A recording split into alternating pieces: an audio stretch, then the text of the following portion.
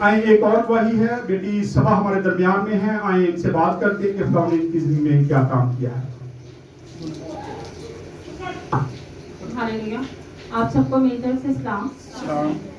मैं ब्यूटिशियन का काम करती हूँ और मेरा काम 10 साल से बंद था और मैंने बहुत ज़्यादा दुआ करवाई, खुद भी की, पास साहब से भी मैंने बहुत ज़्यादा दुआ करवाई और मैं जब भी आती थी मैं कहती थी पास साहब दुआ करें मेरा काम चल जाए।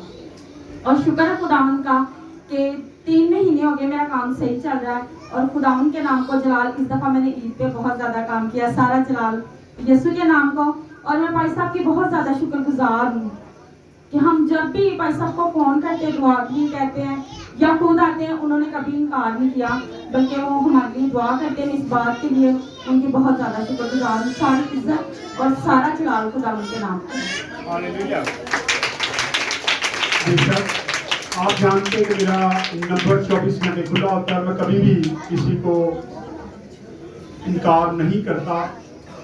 मैं उन लोगों के लिए भी दुआ करता हूँ जो लोग मेरे खिलाफ हैं, वो भी मुझे फ़ोन कर देते, मैं दुआ कर देता हूँ। जैसे मैंने अभी बताया तो उन्होंने कहा कि बच्ची के फेफड़े नहीं है, फिर भी मैंने दुआ की। खुदा से कहा खुदा अगर तेरी मर्जी है तो खुदा तू कर दिखा, लेकिन खुदा कई बार नहीं करता।